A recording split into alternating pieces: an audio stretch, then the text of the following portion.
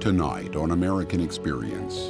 Rich, poor, young, old, no one was spared. A disease that plagued mankind for centuries, and the search for a cure. It's the first public health campaign in American history.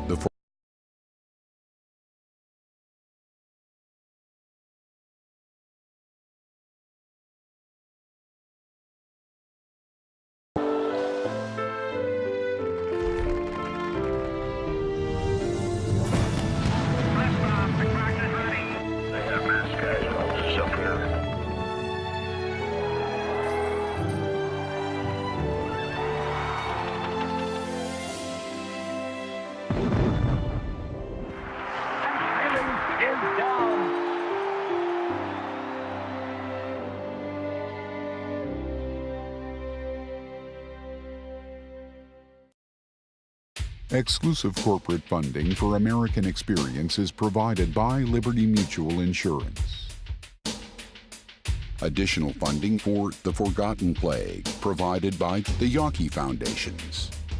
American Experience is also made possible by the Corporation for Public Broadcasting and by contributions to your PBS station from viewers like you. Thank you.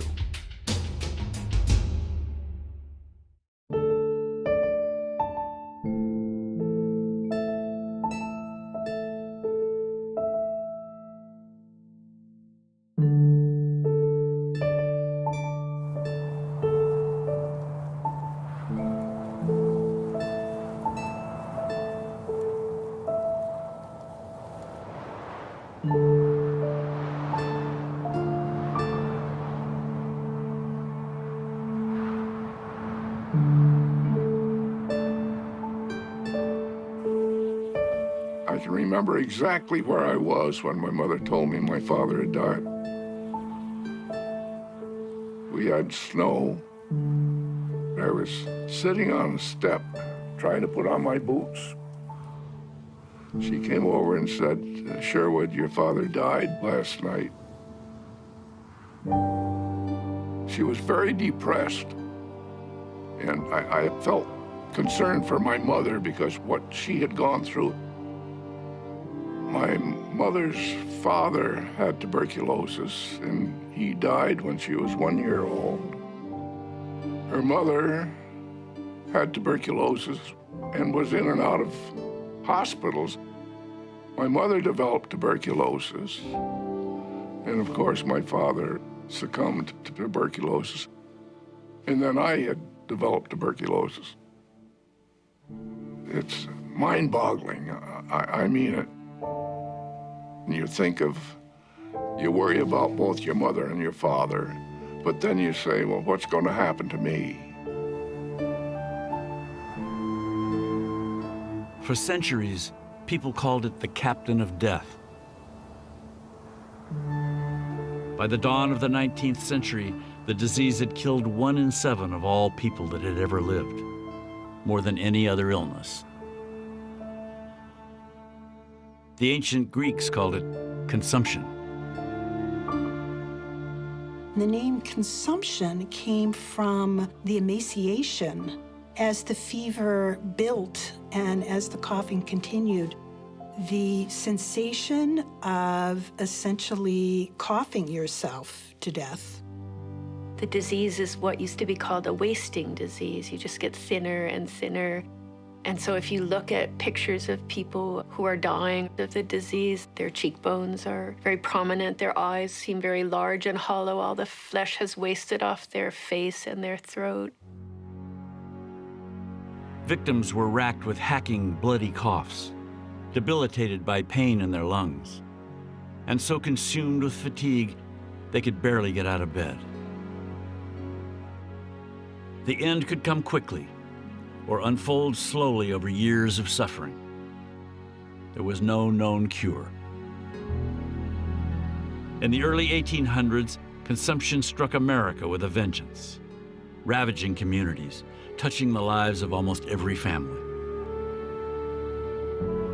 No one was spared, rich, poor, young, old, and no one knew who was going to be attacked and how long they would live. women who had children understood that their children might well become orphans and that they had to train them how to behave in other people's households. There's a desperation in the stories of how can I be sure that when I'm gone, my children will be taken care of. And a lot of talk about death. And you had to train children for dealing with death and dealing with the death of parents and how to go on and manage. Faced with a deadly and painful disease, tens of thousands of Americans would journey to far-flung parts of the country. Some to the remote wilderness, others to new cities in the South and West, all in search of an elusive cure.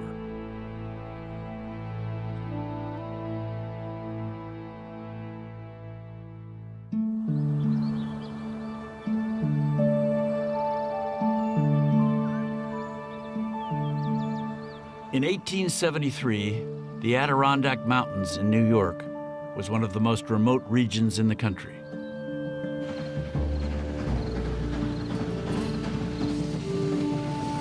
That June, a 25-year-old physician arrived from New York City to spend his final days in the woods and lakes that he had loved as a child. Edward Trudeau had just received a crushing diagnosis. The doctor tells him that the upper third of one of his lungs is involved in an active tuberculous process. He just stutters his way out the door and stands on the stoop, and he says the world had gone dark. He couldn't believe it. Trudeau had no illusions about the disease. 7 years earlier, it had claimed the life of his older brother. Trudeau marked his brother's death as one of the turning points in his life. At the time, he'd been very close to his brother, and that experience of caring for him in his final days. Imagine then his horror when he finds out he himself develops tuberculosis. He was sure he would die. He expected to die, and he couldn't believe that, this had happened to him. Trudeau's doctor had told him to spend what time he had left in nature. Physicians of the day believed consumption, as they called it, was hereditary. But they had started to notice that fresh air and outdoor living could sometimes change the course of the illness. Though he could barely walk, Trudeau pursued his passion for hunting by lying down in a canoe padded with balsam branches. My hunting blood responded at once, he recalled, and I forgot all the misery and sickness I had gone through. By the end of the summer, Trudeau had put on 15 pounds. But as soon as he returned to the city, his health deteriorated. 3 years later, nearing death, Trudeau decided to move his wife and 2 young children to a small Adirondack outpost called Saranac Lake, one of the coldest places in the country.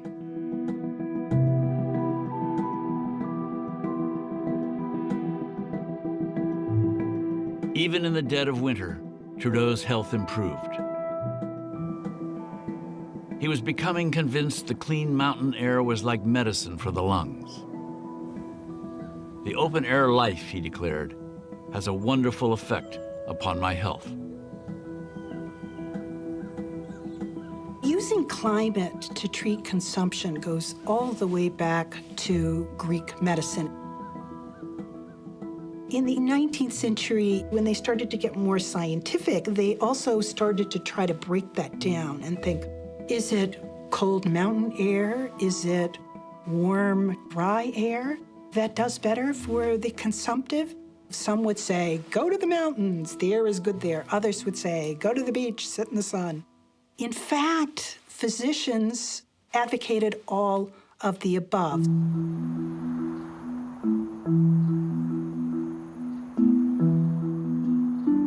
No region would hold greater lure for consumptives than the newly opened territories of the American West.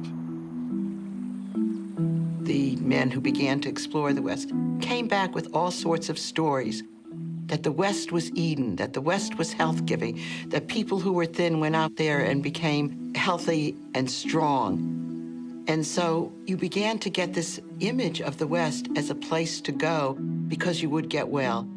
Come West and be cured. Come West and get life. It was a health-giving Eden, this outdoors, beautiful, unsettled part of the country. Starting in the 1840s, health seekers fanned out across the vast plateau between Mississippi and California, living rugged, primitive lives in the wilderness. Together with pioneers and explorers, they played an integral role in settling the West. Every Western state, you look at the history of their larger cities, and you will find that health seekers, many of whom were consumptives, were among the earliest migrants, young men with consumption who were moving to cities like Denver or Los Angeles in search of the cure, chasing the cure. In the 1870s, railroad lines began to stretch into the farthest reaches of the country. Jumping on the interest in the climate cure, developers launched an unprecedented campaign to entice people with consumption to settle in stops along the newly laid tracks. There were railroad advertisements all over when they would show a picture of somebody thin and tubercular and say, go west and have health. And there were developers that were building communities, settlements, where they said the air was particularly wonderful and the climate was particularly great, and come here, live in our community, and you will be cured. There was nothing that was too excessive to say. You didn't worry about overselling the goods. Los Angeles is the healthiest place in the world? Sure. Who's going to argue? Well, maybe Denver, but they're not around, so you could get away with it then. Tens of thousands of health seekers migrated west.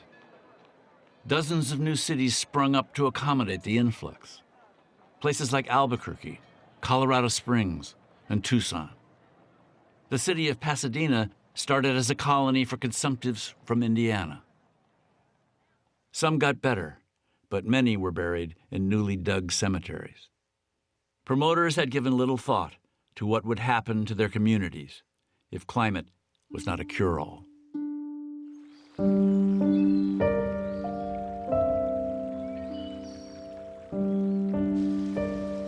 In the Adirondacks, Edward Trudeau had started practicing again, gaining fame as the doctor who saw patients in his hunting clothes.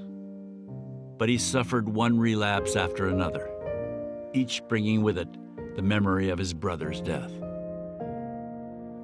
There was the so-called galloping consumption where it would go into the bloodstream and you would die very, very quickly. But in other cases, it was a long, slow, and agonizing death. And no one quite knew why or what made a difference in that. But for the most part, consumption was a disease that could last for 10, 20, 30 years.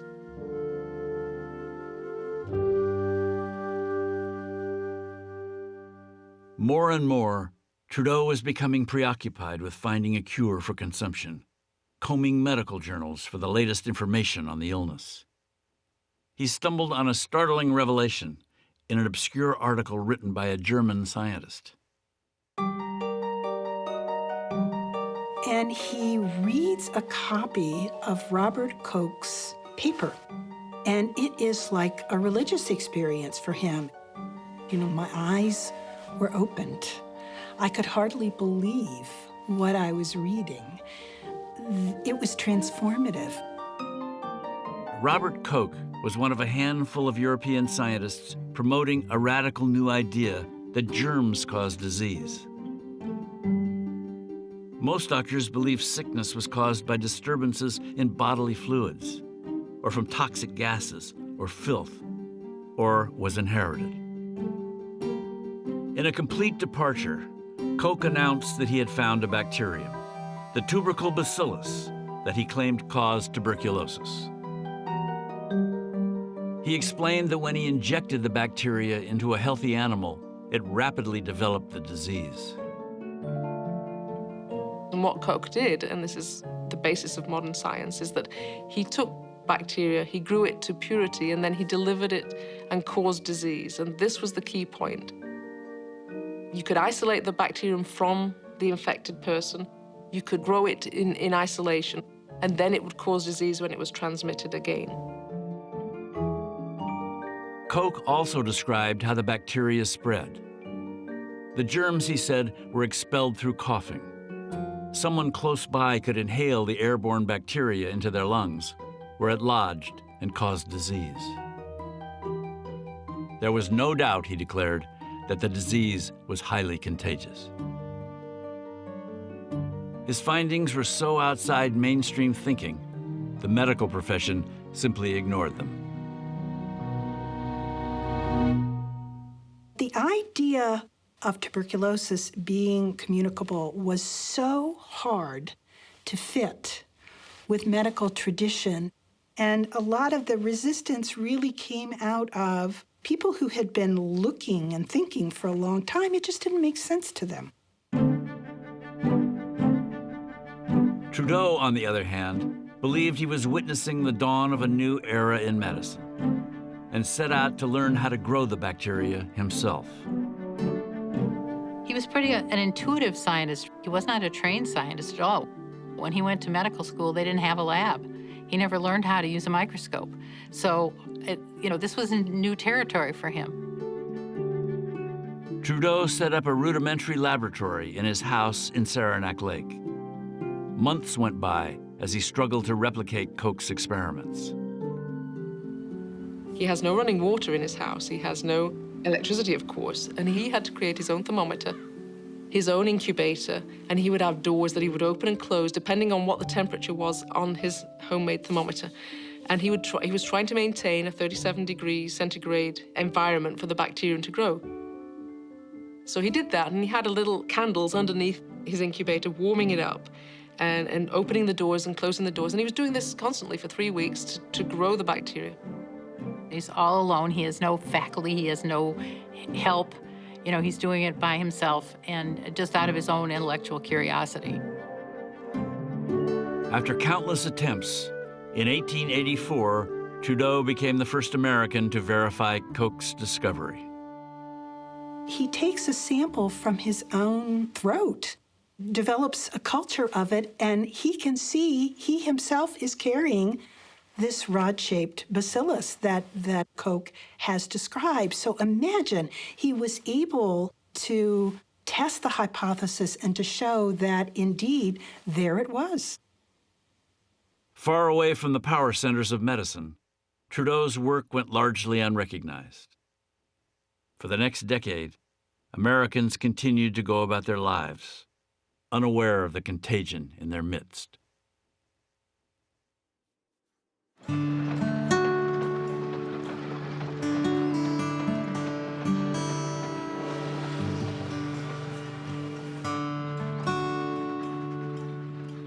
In 1886, a young writer with consumption arrived at the Los Angeles Railroad Station, where many newcomers were greeted by a 30-piece band.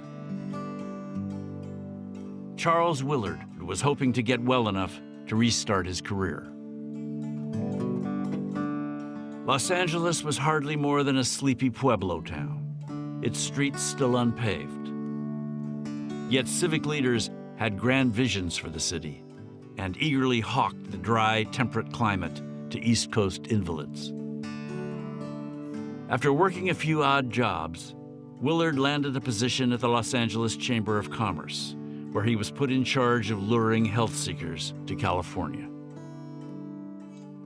So here's the irony. He himself is still very sick, but there he is promoting the idea of the climate cure when he has not been cured by it. Willard started a journal called The Land of Sunshine and filled it with testimonials to the healing powers of Southern California.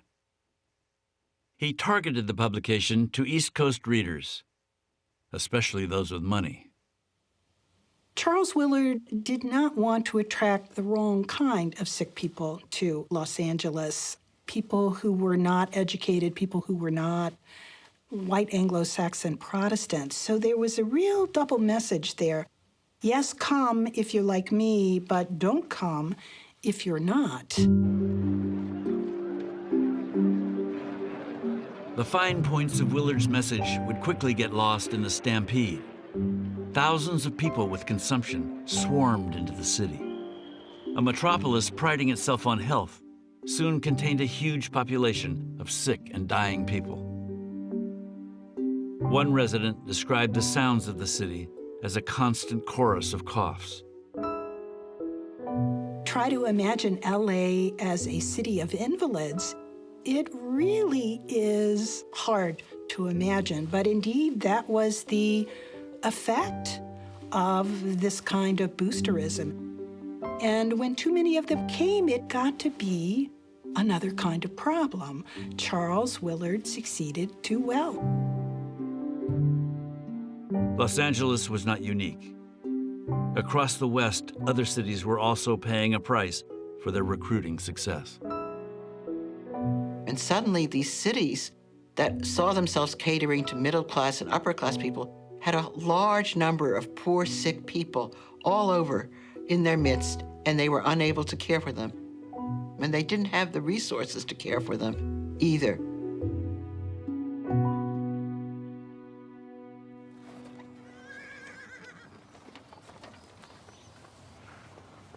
In Saranac Lake, Edward Trudeau had watched with alarm as the science of contagion continued to go unheeded.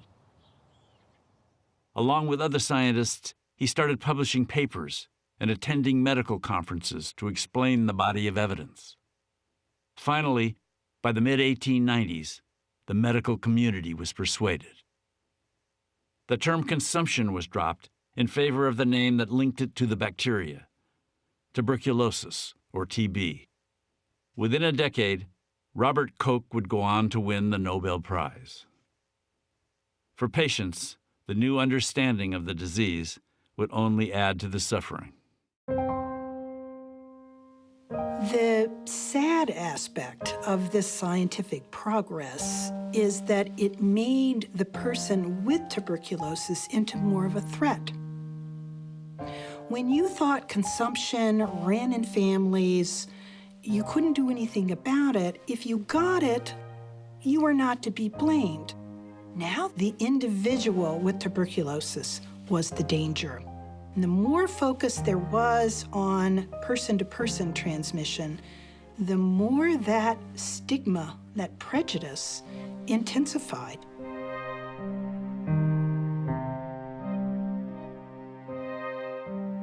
The idea that although outwardly you may look like a healthy, beautiful 22-year-old woman, you are in fact vile in some way, contaminated. You know that something awful is happening in your body, and everything around you is sending a signal that you are disgusting in some way, that you have to be separated from healthy people. That seems like the most astonishing psychological burden. Across the West, communities that had once lured health seekers now scrambled to keep them out. Several Western states sought to enact laws to stop people with coughs from crossing their borders.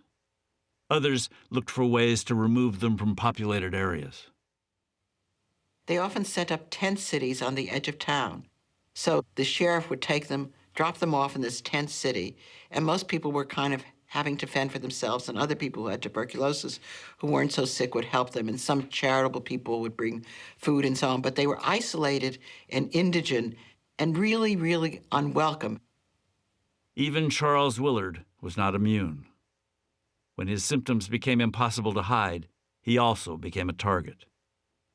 After his home accidentally burned to the ground, no one would rent him a place to live.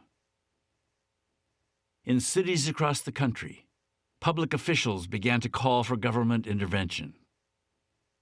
Health departments, primarily concerned with preventing diseases carried in the water supply, now had to confront a deadly illness spread through the most casual of contact.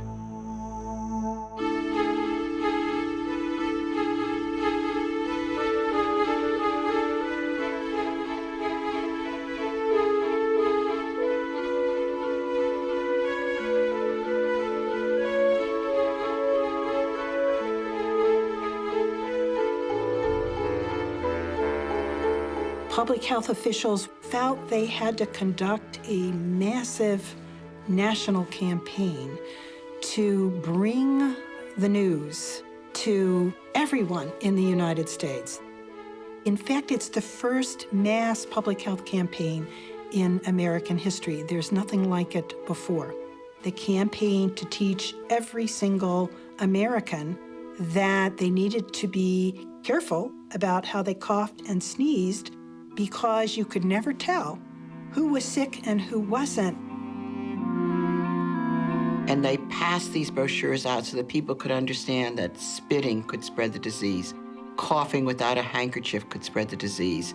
They promoted the use of Kleenex. I mean, this is how Kleenex came about.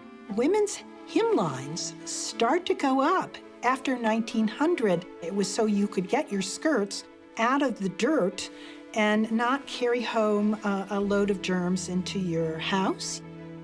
Men's style of wearing beards changed. The anti-TB handouts would say, get rid of your whiskers because you don't want to kiss the baby or kiss your wife and give them tuberculosis with your beard germs. Crowded neighborhoods transformed as parks and playgrounds were built to provide urban dwellers with islands of fresh air. New Yorkers began to call Central Park the lungs of the city. By the early decades of the 20th century, improved hygiene started bringing the overall cases of TB down. But in poor, crowded neighborhoods, the figures continued to climb. In some cities, immigrants were twice as likely to die of the disease than their more affluent neighbors. For African Americans, the death rate was 3 to 4 times higher. And suddenly you have a new understanding of why it is a disease of the poor and the immigrant. They are living in places without ventilation. They're working together in crowded sweatshops. So it kind of feeds on itself a new understanding of the disease and the whole beginnings of policies to try to lessen the impact and reduce the spread of the disease. Public health officials began to call for improving the lives of the poorest Americans, better housing and working conditions, reduced working hours, and child labor laws. Yet the anti-TB campaign gave government officials unprecedented power to police the sick. Health inspectors were instructed to monitor people's movements, inspect their homes, or commit them to ill-equipped public institutions, often against their will. The pressure from public health officials to segregate the very sick fell most heavily on working class, poor Americans, immigrant Americans. They did not go knocking on doors on Fifth Avenue asking, do you have any consumptives in the house? There was a sense if you were wealthy, you were going to be allowed to manage your illness however you wanted to. It was the poorer people who really felt the pressure from public health officials to make their sick relatives leave the home and go into one of these institutional facilities. Sanitary measures are sometimes autocratic, declared a prominent health official. We are prepared to enforce measures which might seem radical if they were not designed for the public good. It's an area of public health practice where increasingly the need of the community to be protected from the illness starts to trump the individual rights of the patient. When people say, I don't want to be taken away, their right to resist that is overridden in the name of public health. How do we ever live with a contagion in our midst? Someone is sick among us. That person needs care and help.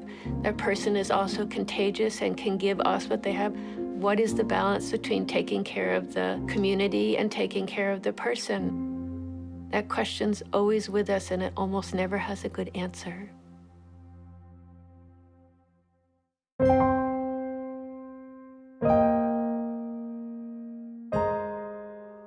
With each passing year, hundreds of thousands of Americans with tuberculosis scrambled to find medical care. Hospitals were overwhelmed. To cope with the flood of patients, New York City's Bellevue Hospital transformed ferry barges into makeshift wards. There was no room to put people who had tuberculosis. So this was one way to separate out contagious people, was to take all the consumptives from a local neighborhood and put them onto these day camps, and they'd spend the whole day on their little chairs in a barge moored on the river. It was just a way of keeping them out of their rooms and their rooming houses and out of their workplaces. Some of the hospitals would only take people who were in their first attack because they didn't want to take people who were dying. They weren't in the business of caring for the dying.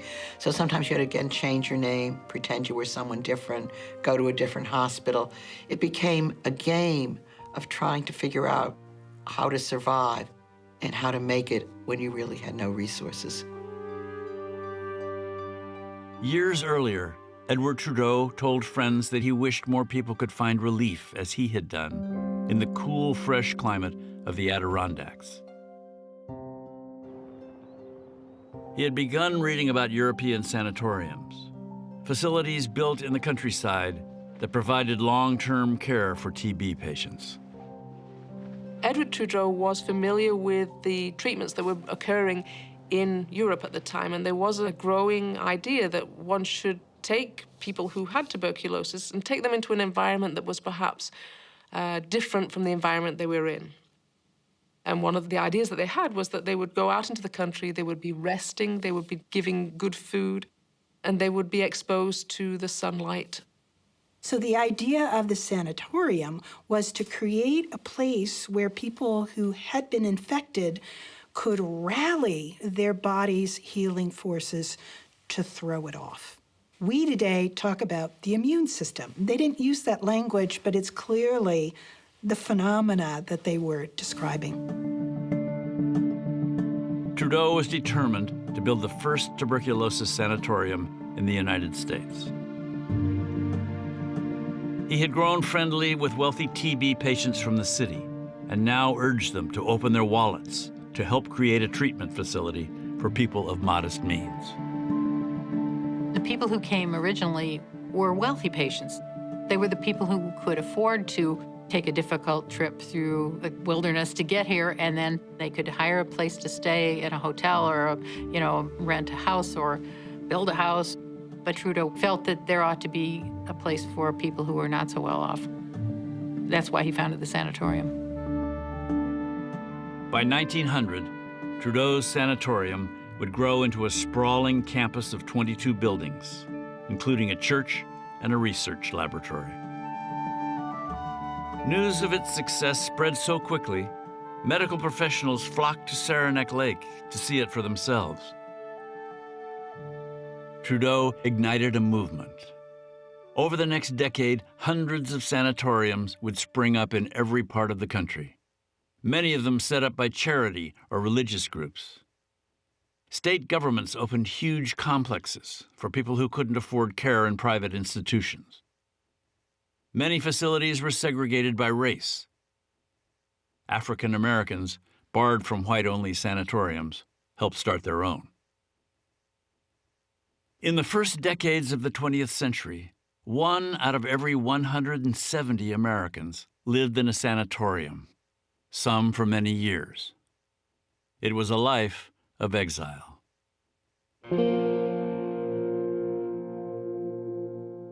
I began to realize that I was getting extremely tired and then started coughing up phlegm. And so I made an appointment to go see the family doctor.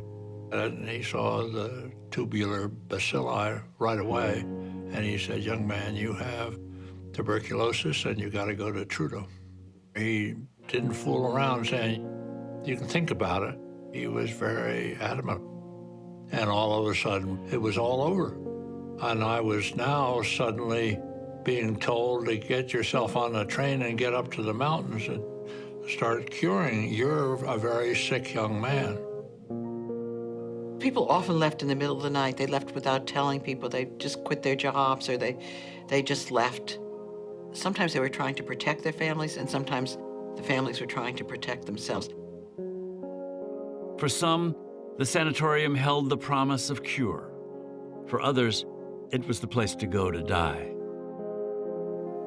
The white-coated doctors coming in and looking down and saying, and walking out. And so I figured these guys were measuring me for a coffin. I was left there in a hospital bed, and I really was overwhelmed by a sense of despair. I really thought that I was about to die. The hardest time was accepting that I was there and maintaining hope that I would get better and being optimistic. So it was a separation from your usual life that really was very hard to take. You were really basically lonely. They never told me how long I would be at the hospital. And I never asked. Don't ask me why. I never cried, I never asked. I just took one day at a time, kept my sense of humor, and that was it. That was my armament. That was it. Entering a sanatorium required complete submission. Physicians and nurses regulated every moment of the day, measuring patients' progress towards health by testing for bacteria in their phlegm and x-raying their chests. Trudeau believed TB patients needed to be well fed and insisted they consume at least 6 glasses of milk and 6 raw eggs a day. And he ordered them to rest. When people first came to a sanatorium, many were put on 24-hour rest. They were put directly to bed. They stayed there. All their meals were brought to bed on trays. They were not allowed to even get out to go to the bathroom. They had bedpans.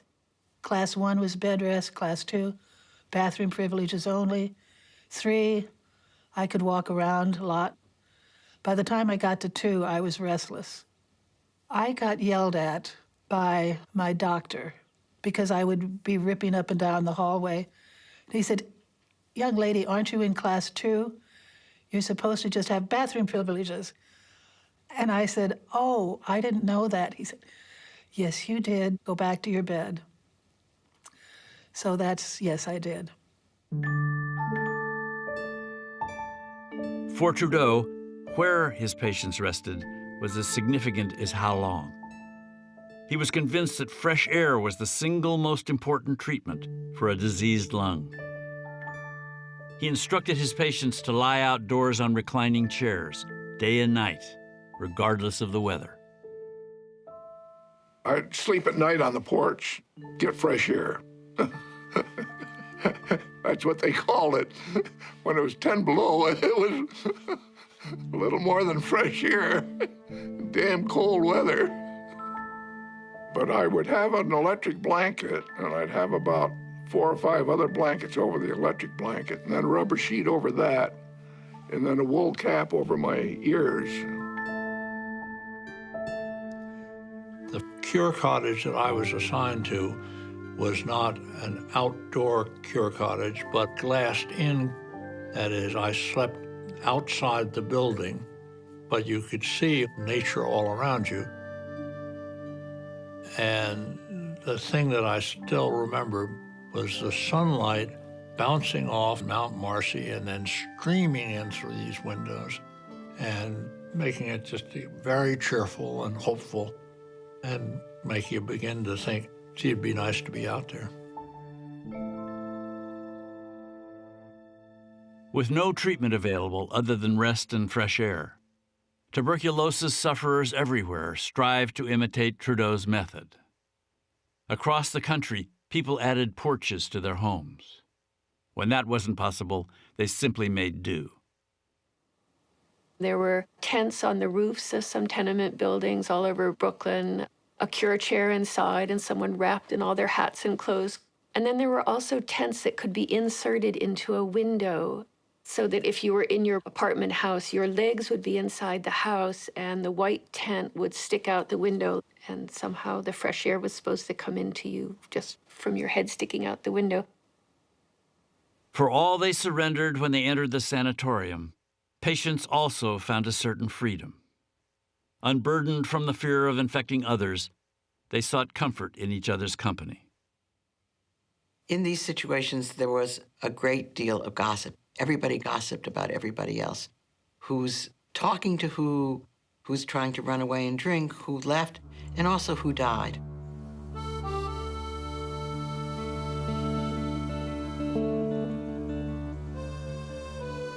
Even if you're out on the porch and it's a sunny day and you're having conversation with a friend or flirting with someone, just a few beds or a few rooms away, someone else is coughing horribly or having a horrible hemorrhage that's being cleaned up within your sight, or a body's being taken down the corridor on a gurney. I think the presence of death had to be with you virtually every minute of every day.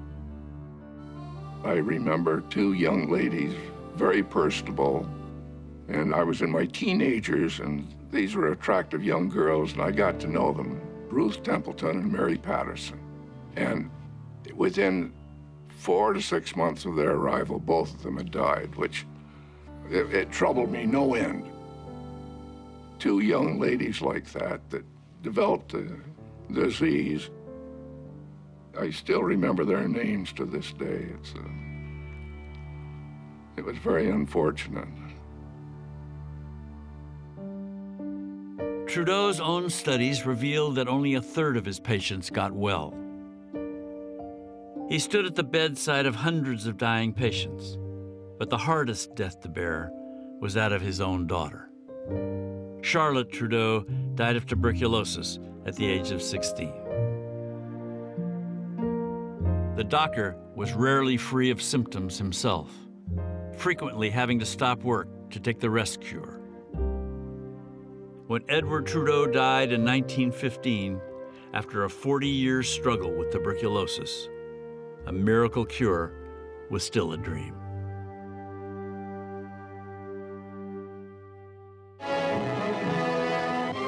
Through mass production methods, America is continually increasing its output of penicillin, the new drug that effects almost miraculous cures.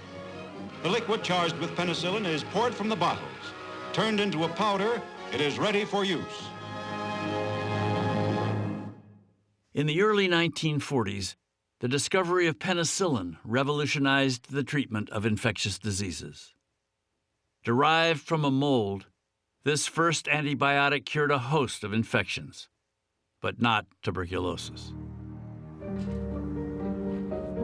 A microbiologist at Rutgers University believed he knew where to look for an antibiotic that would, literally beneath people's feet.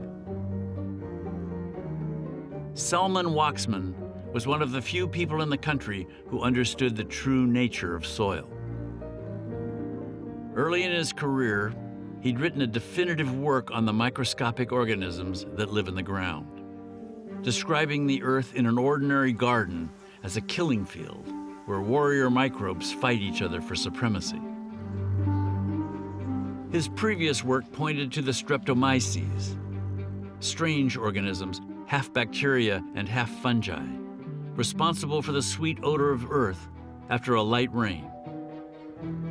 But there are over 500 different species. Finding one that could kill harmful bacteria without toxic side effects would prove to be extraordinarily difficult.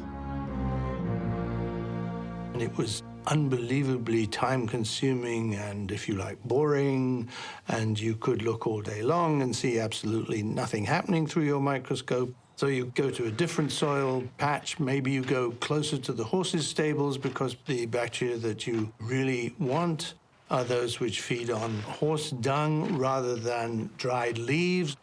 So it's a huge hit and miss affair. In late summer 1943, Waksman assigned the research project to Albert Schatz, an energetic 23-year-old graduate student. The hunt for antibiotics captured Schatz's imagination. He would often spend 18 hours a day peering into his microscope, looking for the telltale sign of an antibiotic. In what was known as the streak test, Schatz placed common bacteria in a petri dish, swiping a strain of streptomyces down the middle. If the strain were potent enough, it would create a dead zone around it. It's a battlefield. And the clear zone gets bigger and bigger. And eventually, you're watching it destroy your harmful bacteria. And you say, whoopee, I've got something. 3 months in, Schatz stumbled on a variety that appeared quite powerful. On October 19th, he sealed a test tube containing the promising batch and gave it to his mother as a memento of his achievement. Schatz was eager to test the new antibiotic against tuberculosis, even given the risk. That laboratory was not set up for a dangerous germ like tuberculosis. So there were a couple of basement windows and some stools to sit on, and that was it. It was very sparse and not what you would expect where people would be working with a very virulent organism.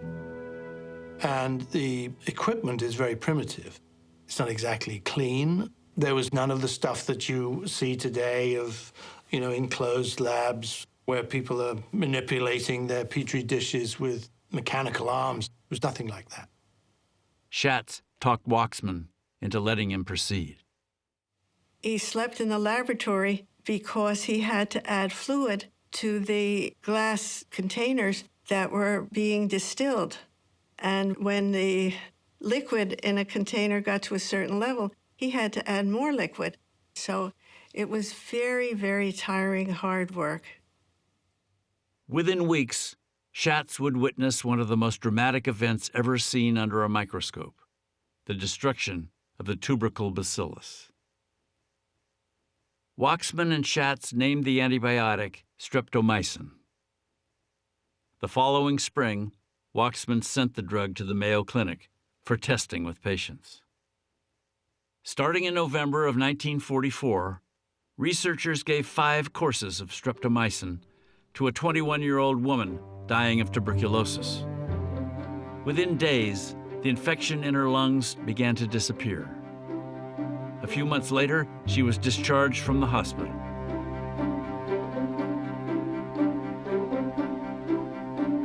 So with streptomycin, for the first time in human history, there's a magic bullet. There's a drug you can give to people that is going to make the majority of them far, far better. You can cure tuberculosis. I mean, it was unbelievable. A disease that had plagued humanity for 3,000 years was suddenly able to be cured. The medical director assembled all the patients and all the staff and announced this drug that they had just discovered. And what a reaction from the patients there that, you could see the smiles on their face. It was indescribable.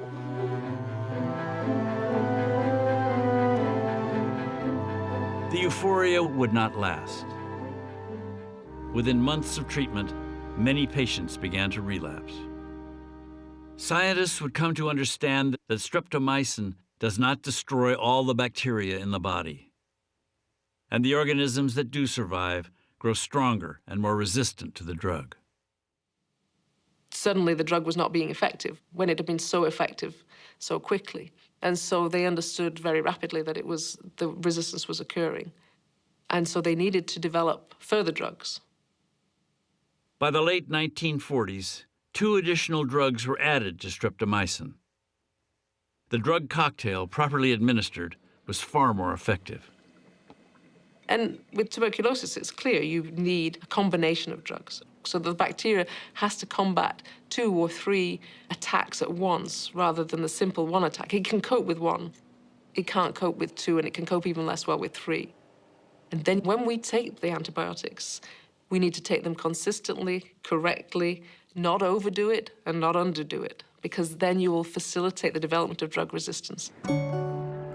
Before antibiotics, half of all people with active TB could expect to die within 5 years. By 1950, most were getting well, and going on to live normal, healthy lives. As cures mounted, the sanatoriums began to close. Many were demolished. A few became ski resorts or hotels. Almost from the very beginning, when I was in the infirmary, these young doctors came by and say, we're going to experiment with these new drugs. And so it was then quite obvious that Trudeau was going to close in a few weeks. And we're instructed to go find apartments in town so we could continue to get well. And all of a sudden I realized I can overcome it and live a long, healthy, hard-working life. I had looked back at the family's history of tuberculosis and said how lucky I was. And when they said I was essentially cured, I was elated. I wasn't thinking so much of a big relief on my part, but what my mother had gone through, because here she was. She had dealt with her mother. She had dealt with my father. And now she had to deal with me. I think the proudest thing in her life was when she came to my college graduation. And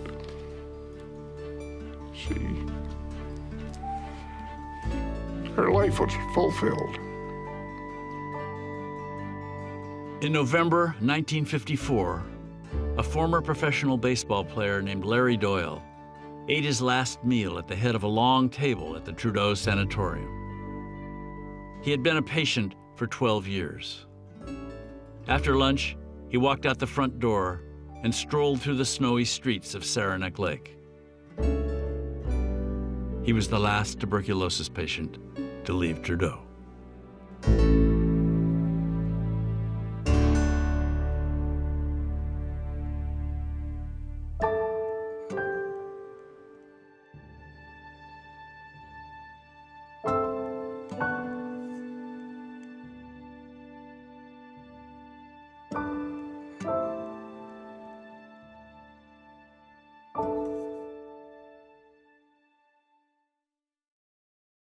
Exclusive corporate funding for American Experience is provided by Liberty Mutual Insurance. Additional funding for The Forgotten Plague provided by the Yawkey Foundations. American Experience is also made possible by the Corporation for Public Broadcasting and by contributions to your PBS station from viewers like you. Thank you.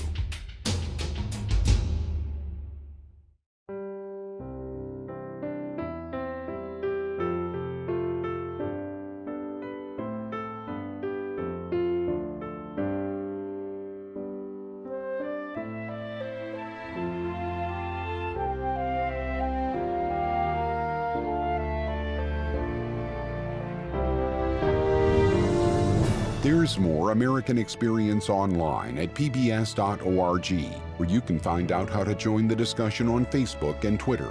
American Experience, The Forgotten Plague, is available on DVD. To order, visit shoppbs.org or call 1-800-PLAY-PBS. American Experience is also available for download on iTunes.